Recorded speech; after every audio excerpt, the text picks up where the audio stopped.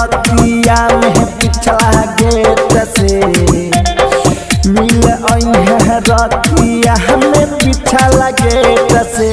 गे जान मेला देखले जइबौ तोरा बुलेट से गे जान मेला देखले जइबौ तोरा बुलेट से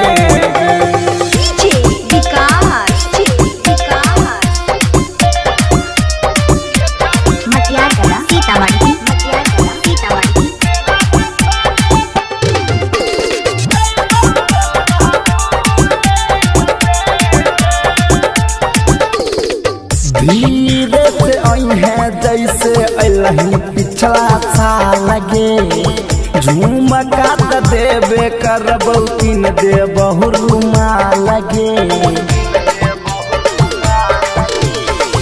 धीरे से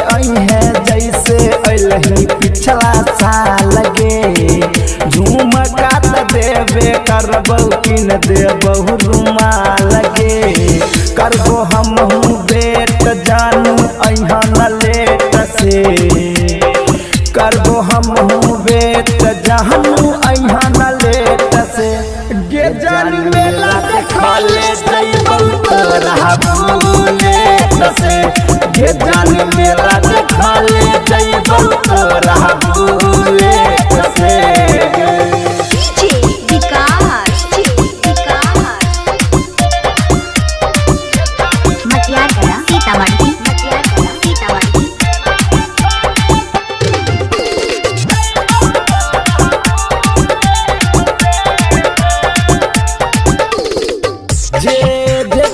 हमी तोरा देबौ सब कुछ गे